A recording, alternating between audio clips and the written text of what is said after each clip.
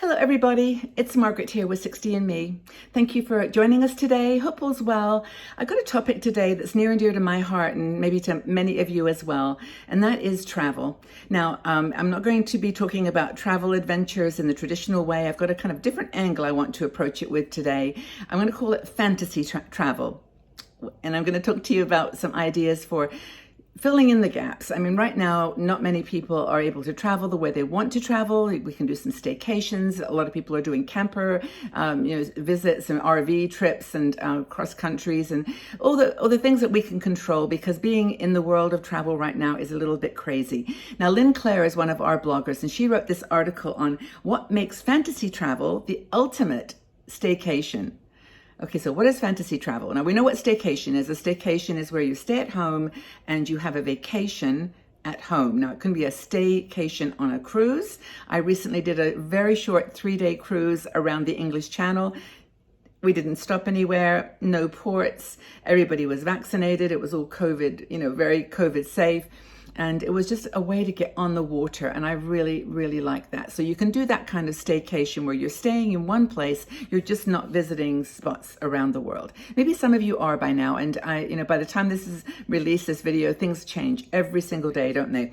But Lynn is a travel person. That's her business. That's what she does. So she had to come up with some ideas for feeling like she was traveling when she wasn't traveling. And what she did is created this idea of a fantasy travel. Now, she was inspired to do this by one incident that she had where she went into town, like a local next town along, and she pulled into this area where there was a Mexican food truck. And I think it was there for workers and people, how they kind of pull up and then they serve lunch during the lunch period and then move on. Well, she saw this Mexican food truck and she said, okay, I'm going to just go to Mexico. So she got out of her car, went up to the truck and ordered Mexican food. Sat down on a bench. The music was playing in the background. They had this music piped out of the van. It was Mexican, fun music. And she sat there and ate this food, and all her senses were like touched. She could hear the music. She could feel the energy of the place. She could taste the food. Amazing. And she said these tattered flags were blowing in the breeze.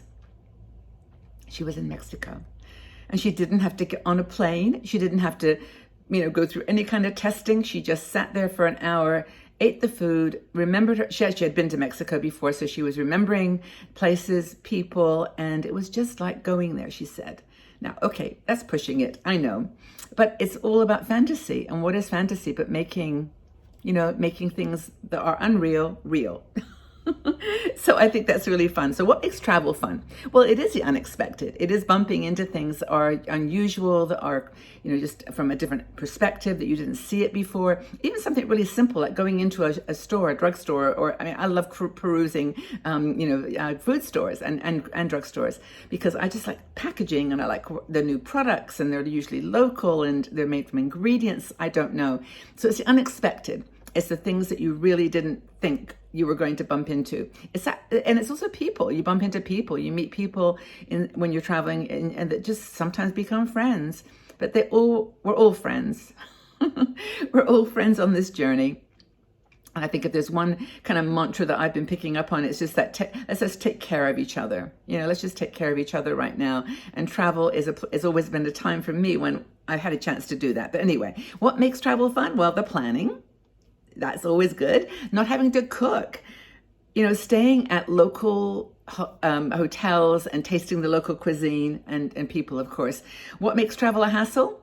Well, right now, waiting at airports, doing the paperwork, getting to the airport, getting on the plane, dealing with weather delays, dealing with, something goes wrong while you're on a trip, illness or whatever. There's so many things that, can go wrong on a trip, but, in order for this to do your little trip, you can leave all the bad behind and do the things that are good.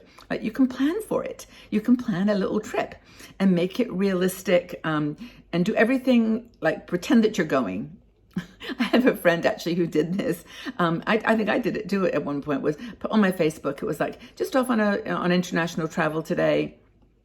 going to, I don't know, Machu Picchu, great view from the top. And I put like a little video link, and she did the same. It was something where she'd gone, and we went to, Bora Bora this afternoon, and the snorkeling was great. And people come back and say, did you really go? It's like, no, but I watched the videos. I put on my bathing suit. I was like, put some music in the background with water flowing.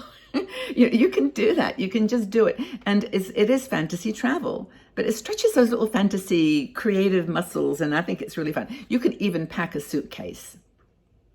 Lynn does this. I did this once. It was so fun. And I did it accidentally. I was actually taking some clothes down to the charity shop. It's like a recycling place where I take things. And I had too much to carry, so I put it in a suitcase, a little small suitcase. And I thought, I'll just take the suitcase down and then bring that back. It's small. And as I was walking with my suitcase, I felt like, oh my gosh, I could be anywhere. I could be like walking down the street in Dubrovnik, or I could be in Paris, or I could be in New York City, or I could be in Seattle. I could be anywhere, walking down the street with my suitcase and going somewhere. And my mindset just shifted to, I am on a trip. I stopped at Starbucks. I had a coffee. I didn't actually do the videos, but you could easily look at a video of where you think you're going to be. There's some really good walking tours. I think it's prowalk.com. They're on YouTube, and you can actually go and they'll walk you around New York City. And they just literally are walking. There's one in the rain, which is really fun. And they're just like, the person's got the camera. They're walking, and you're just with them. You're just walking along. It's really cool. Another thing you can do is webcams. The world of webcams. Just go online and say webcams for whatever. And not only can you get webcams of like certain specific sites, like in London, they have them at Trafalgar Square and Piccadilly Circus and Regent's Park, and so you can go to a specific place and see what is going on, what the traffic is, who's walking around, and it's just like, it's really cool. And then you can also do like city webcams on the beach. They have webcams of remote places. And I do remember actually when we were in lockdown as a world, do you remember that? And just going to the beaches, like Rio and other places, there was no one on the beach. Do you remember there was that period where like for a couple of weeks or even longer, I can't remember now, no one could travel anywhere. No one could go out. The world sort of shut down. But anyway, so the secret though, according to Lynn, for this staycation idea, this fantasy staycation, is do all the things that you would do as a tourist. So walk, eat the food, visit the highlights. Museums, there's museums online. If one of your travel passions is to go to museums, you love to hit the historical side of things, you can go to the science museums, you can go to the historical museums, art museums, and do the tour. Just walk around. She even says order food, or order room service from your own house. You just order food to be delivered. Hello, your food is here. It's like, okay, bring it into the hotel. Wear your white towel robe. Put your hair up in a turban. Put a mask on your face. Anything that you would do on vacation. Dress up for dinner. Why not? You've got all those clothes in the closet. Just put something really nice on. I was watching Cruella the other day, and it was like, I felt like I needed to go and just put something really cool on, a beret at a minimum or something. But you can watch movies too that talk about different countries. Like, what are the types of movies that you watch when you're on holiday, when you're away? You go to the local swimming pool, or just have a shower and put some beautiful bath oils and, just things that pamper yourself in the way that you would if you were on holiday. I love this idea. I want to do it right now. So the benefits of fantasy travel are tremendous. You've got no money, hardly any money to spend. You don't have to worry about changing your money. You've got total freedom to come and go from your room as you like. You can go out for a walk around the streets, the new streets that you have never explored, or you can just stay in your hotel room, which is your house. No crowded airports, no check-in times, no panic. No forgetting your toothbrush, like nothing. It's just everything is easy peasy. And when you get to the airport, your pretend airport, you just walk through. No passports, no COVID test results. Just go through and have a beautiful time. So is fantasy travel something that you would try? And where would you go? Where would you go right now if you could go on a fantasy travel? And I'm going to choose, where am I going to go? I want to go to a beach. I'm going to go to Denia or to Javia in Spain, the Costa Brava. It's really pretty down there. I love that part of the world. And Valencia, Alicante, that sort of area. I've been there a few times because I used to have connections there, but yeah, that would be fun. And so I'm going there. I'm going to get comfortable shoes. I'm going to just walk around my house, pretend that I'm in a little cafe in Denia, enjoying some beautiful Spanish food, have a sangria. Where are you going? Share your story.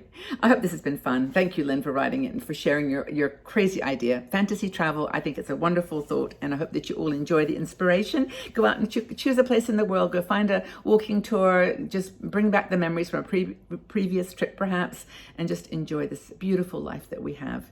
Limitations and all right now. Take good care, everybody. Have a fabulous day. Talk again soon. Bye for now.